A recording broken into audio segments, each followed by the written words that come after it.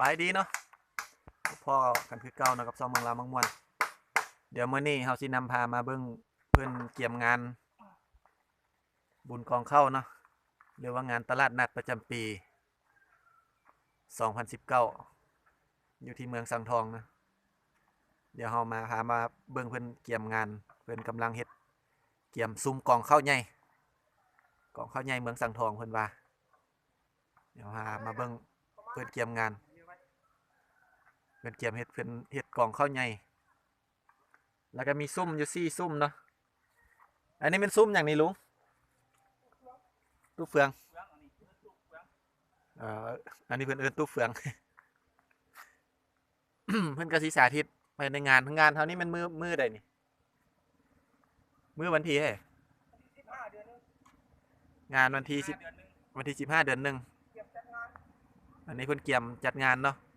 ผู้ใดได้เบิ่งคลิปนี้กับ เกี่ยมโตไว้เนาะผู้ใดอยากมาลิ้นมาเที่ยวเนาะเกี่ยมมาเบิ่งกองข้าวใหญ่เมืองสังทองว่าเพิ่นสิเฮ็ดงามส่ำใดเดี๋ยวมาเบิ่งนํกันเดี๋ยวเฮาพาไปเบิ่ง ตู้เฟืองเพิ่นเฮ็ดตู้เฟืองเพิ่นสาธิตอันนี้เพิ่นสาธิตให้เบิ่งเนาะก็เป็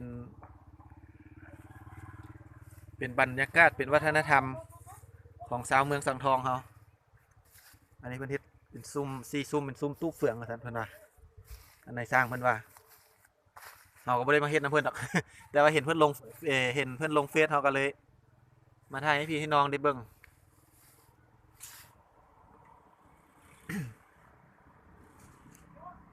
เดี๋ยวมันสิออกมางามซ้ำใดให้แล้วแม่นเดี๋ยวมื้องานเดี๋ยวเฮาสิมาถ่ายให้เบิ่งอีกเนาะผู้ใดเบิ่งก็กดติดตามไว้กดติดตามช่องเมืองลาวม่วนไว้เนาะฮอดมื้องานนี้เดี๋ยวเฮาสิมาถ่ายให้เบิ่งอีกเทื่อนึงหลังจากที่เพิ่นเฮ็ดแล้วมันก็สิเพิ่นก็สิเฮ็ดโครงซุ้มแบบนี้อันนี้คือเพิ่นเฮ็ดสิแล้วเนาะเหลือแต่ซุ้มกล่องนี้มีแต่เอาเข้ามาใส่แม่นบ่บัดนี้เอาไทยเข้ามาใส่ของใหญ่กันของมันเอาไปน้อยมาให้ตัวน้อย เพิ่นก็สิเอาเฟืองเข้ามาใส่สาธิตเป็นกองเข้าใหญ่เมืองสังทองปีนี้เพิ่นเฮ็ดบุญใหญ่ปีนี้เพิ่นเฉลิมฉลองบุญใหญ่เลยเพิ่นว่าปีที่ผ่านมาก็บ่มีดอกเนาะแต่ว่าปีนี้เพิ่นสิเฮ็ดเป็นงานใหญ่เพิ่นได้จัดงานไว้ตั้งแต่โดนๆนั่นแหละมันเริ่มต้นมานี่มันสิครึ่งเดือนนี่แหละว่าเพิ่นเฮ็ดอันนี้อันนี้ก็สิเป็นบริเวณเดินเดี๋ยวเพิ่นเตรียมจัดงานก็เดินกว้างนะผู้ใดได้มาก็สิมาตั้งแต่ทางพู้นน่ะมาทางพู้นทางพี่ก็ได้อันนี้ก็เส้นทางระหว่างบ้านโคงเฮ่ออกมาสู่เมืองสังทองนะ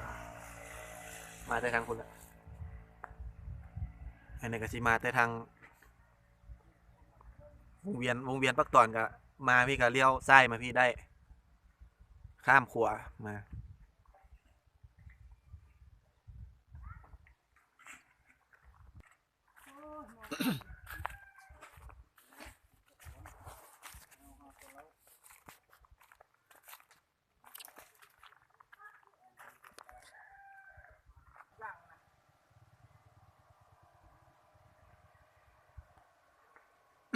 กล่องข้าวเก่ากล่องลูกเป็ดกล่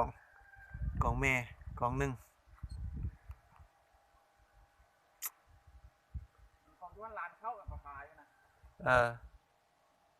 เห็นแล้วเหรอนะซ้ำนั่นน่ะที่ร้านเข้ากับขายน่ะมาบางพุทธร้านเข้านะมันต้องได้เอาขี้ควายมาทายอีกบ่เนี่ย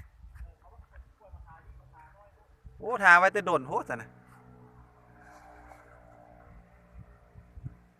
อันนี้แล้วเป็นร้านเข้าเนาะก็เป็นแปลงเป็นร้านสาธิตที่แบบว่าสมัยคนโบราณเพิ่นบ่ได้ใส่ผ้าด่างเขียวคือสมัยเฮาคุมือนี้มันเฮ็ดแบบสบายเฮามาใส่ด่างปูแบบว่าง่ายๆกันเลยแล้วก็กู้พับใส่กระเป๋าใส่ถุงปุ๋ยไว้ ฮอดยามใส่ก็จังเอาออกมา